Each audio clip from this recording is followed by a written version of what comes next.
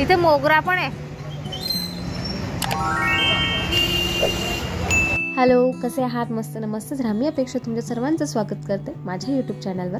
आणि मी निघालेली आहे सकाळी सकाळी आदिराला स्कूलला आणण्यासाठी, कारण आज आहे आदिराच्या स्कूलमध्ये ॲक्टिव्हिटी डे म्हणजेच प्लांटेशन। आणि आज आदिराच्या स्कूलमध्ये रोवणार आहेत झाडं आणि मुलांना त्याची माहिती देणार आहेत आणि मुलांकडून ते ॲक्टिव्हिटी करून घेणार आहेत। आणि मुलांना मातीसोबत जे त्यांचं बॉन्डिंग असतं ते तर सगळ्यांनाच माहिती आहे। मुलांना माती खूप आवडते आणि आज ते मातीसोबतच छान अशी ॲक्टिव्हिटी करणार आहे। आणि मुलांकडून हे करून घेताना त्यांनाही खूप आनंद होत होता आणि आम्हाला पाहतानाही खूप आनंद होत होता, कारण मुलं जेव्हा मातीमध्ये बी रोवतात आणि ते जसं जसं झाड मोठं होतं तसंच ते सुद्धा मोठे होतील, म्हणून मॅमने हा जो ॲक्टिव्हिटी आहे मुलांकडून करून घेतली। आणि यामध्ये सगळे स्टाफ वगैरे जो स्कूलचा होता त्यांनी खूप छान असा रिस्पॉन्स केलेला आहे आणि मुलांनी खूप छान असा रिस्पॉन्स दिलेला आहे, कारण छोटी छोटी मुलं खूप रडतात पण त्यांनी खूप छान असा आजचा दिवस एन्जॉय केलेला आहे।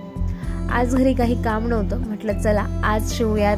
2 मीटर माझ्याकडे हा कपडा होता सलवारचा आणि याच्यामध्ये मला सलवार शिवायची होती। ते मी कशी शिवणार आहे तुमच्यासोबत आता तुम्हाला दाखवणार आहे। हा जो कपडा आहे पूर्ण त्याची उंची जी आहे ती 42 उंची आहे आणि हा जो कपडा आहे मी उभ्या घडीत टाकलेला आहे आणि याच्या जे 4 प्लेट्स येणार आहे। आणि आता पूर्ण घडी 42 घेतल्यानंतर आपल्याला सुरुवातीला घ्यायचे आहेत 9 इंच।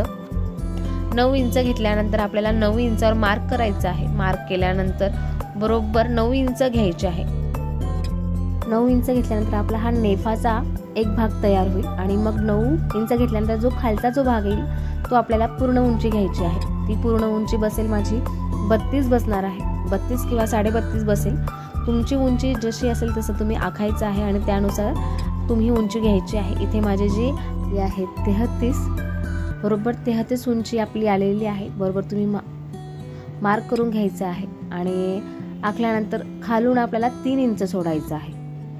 खालच्या साईडने आपल्याला 3 इंच सोडायचं आहे आणि 3 इंच सोडण्याचं कारण म्हणजे आपल्याला तिथे करायचं आहे बॉटम। तुम्हाला जर आवडत असल्यास कडक हवा असल्यास तुम्ही त्याच्यामध्ये कॅनव्हास सुद्धा टाकू शकता आणि नसेल कॅनव्हास टाकायचं तुम्ही नुसतं फोल्ड सुद्धा करू शकता। हे जे माप आहे ते परफेक्ट आहे आणि अशा प्रकारे तुम्हाला मार्क करून घ्यायचं आहे। आणि मार्क केल्यानंतर जिथे आपण 9 इंच घेतलेले होते आपल्याला पूर्ण रुंदी आता काउंट करायची आहे। पूर्ण रुंदी आपली जेवढी आहे येईल तेवढी घ्यायची आहे आणि तिथून आपल्याला जिथून आपण 9 इंच सोडलेले होते तसंच आपल्याला आता उभ्या साईडने 9 इंच सोडायचे आहेत, म्हणजेच आपल्याला मॅनी तयार होईल। आपल्याला मॅनी घ्यायची आहे 9 इंच। बरोबर 9 इंचावर आपल्याला मार्क करायचं आहे। व्हिडिओमध्ये दाखवल्याप्रमाणे तसं तुम्ही करू शकता।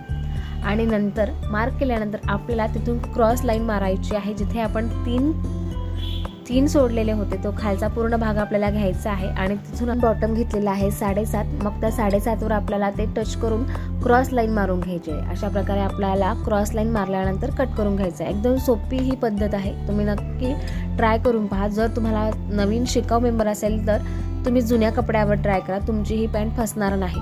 आणि जर तुम्हाला हा व्हिडिओ नसेल समजला, कारण की सध्या ट्रायपॉड नसल्या कारणाने व्हिडिओ शूट करता येत नाही व्यवस्थित, पण मला शिवायची होती म्हणून मी हा जो व्हिडिओ आहे तुमच्यासोबत आता शेअर केलेला आहे। जर तुम्हाला डिटेल व्हिडिओ पाहायचा असेल तर मला नक्की कमेंट करा। मी आपले 3 पार्ट तयार झालेले आहे। पहिला म्हणजे नेफा पट्टी, दुसरा म्हणजे पॅन्टची पट्टी आणि तिसरा आपला आहे मॅनी पट्टी।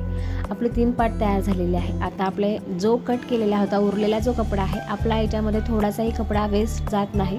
आता इथे आपला जे साईडचा कपडा उरलेला होता तो आपल्याला इथे जोडून घ्यायचा आहे। जोडून घेतल्यानंतर तुम्ही बघू शकता इथे आपल्याला सरळ शिलाई आणि एक दाब शिलाई अशी मारायची आहे। आता हे मी मारत आहे दाब शिलाई।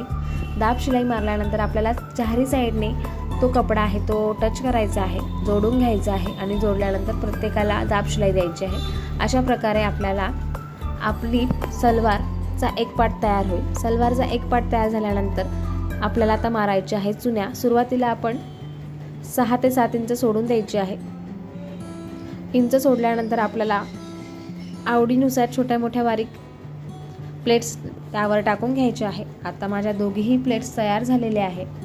पॅन्ट जो आहे तयार झालेली आहे आणि आता आपण याला जॉईन करून घेणार आहोत। सुरुवातीला आता आपण नेफा पट्टी लावून घेणार आहोत, कारण नेफा पट्टी लावल्यामुळे आपली जी पॅन्ट आहे ती पूर्ण तयार होऊन जाईल। इथे नेफा पट्टी लावून झालेली आहे आणि चारही साईडच्या ज्या कॉर्नरच्या पट्ट्या होत्या त्या सुद्धा लावून झालेल्या आहे आणि नाळापट्टी जी आहे ती सुद्धा तयार केलेली आहे, ते सुद्धा तुम्ही फोल्ड करू शकता।